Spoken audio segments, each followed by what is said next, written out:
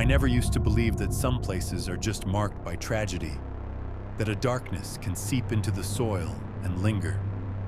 I always thought of those as distant historical footnotes, but I learned that evil doesn't need an audience. Sometimes, the most terrifying events unfold far from the city lights, in the quiet solitude of nature. My story is about how thin the line is between a peaceful night and a nightmare from which you can never truly wake.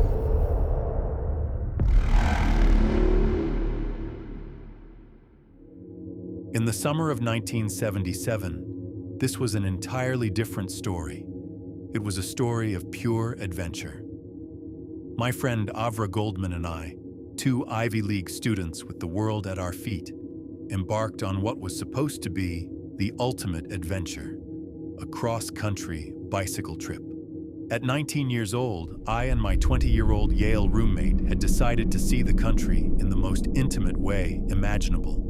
We started our journey in Astoria, Oregon, with the entire 4,200-mile Trans-America Trail stretching out before us like a promise.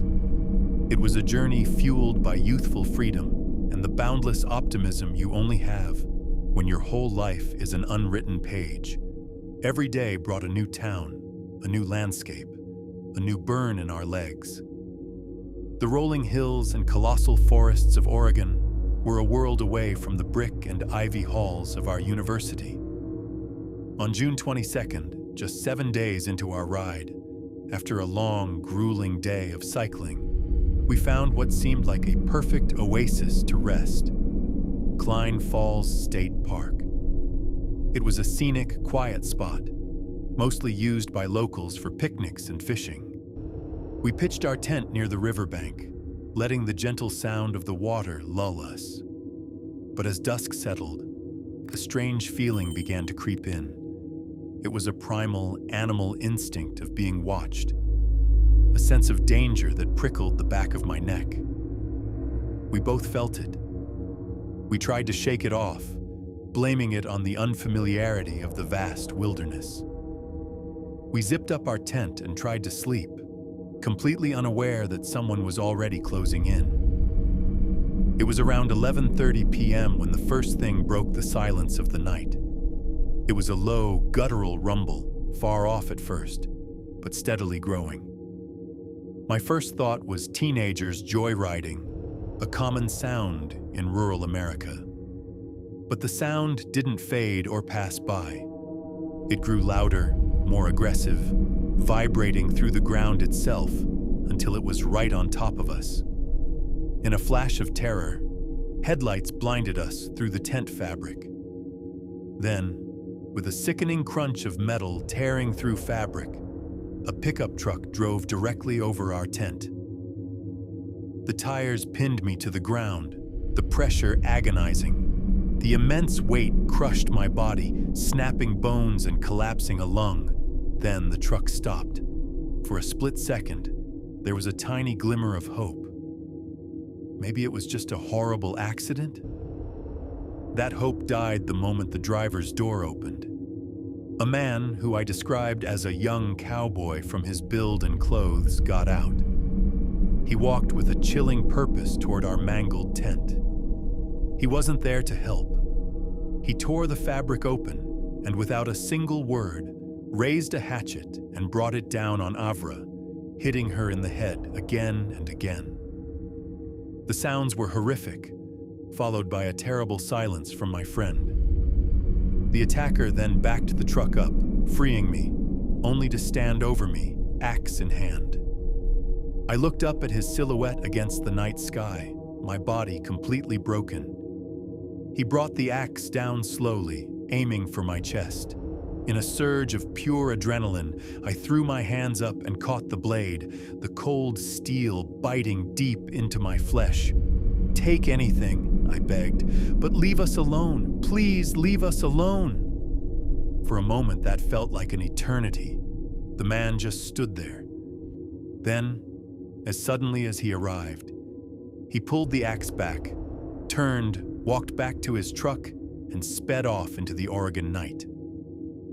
Silence fell over the campsite. broken only by the river and my own ragged breathing. Avra was unconscious, her life fading. I was catastrophically injured. Both my arms were broken, one with a deep gash from the axe. I had a broken leg, a broken collarbone, broken ribs, and a collapsed lung. Every single breath was a struggle. I knew if we stayed there, we would die. Despite the blinding pain, one thought took over: survive. I felt around in the wreckage for my contact lenses, and with bloody, broken fingers, somehow got them in. I found my flashlight. With my body shattered, I started to crawl. Inch by agonizing inch, I dragged myself toward the main highway. The gravel tore at my skin, but I just kept going. After what felt like forever, I saw headlights. Using the last ounce of my strength, I stumbled into the road, waving the flashlight. The car, driven by two local teenagers, Bill Penhollow and Darlene Gervais, screeched to a halt. When they saw me, blood-soaked and battered, and the horror scene I had crawled from, they didn't hesitate. They rushed both of us to the nearest hospital. That simple act of kindness saved our lives. In the hospital, our lives were pieced back together. Avra underwent 9 hours of emergency brain surgery, which saved her life, but left her with permanent vision problems and no memory of the attack. I spent weeks recovering from a litany of broken bones and deep wounds.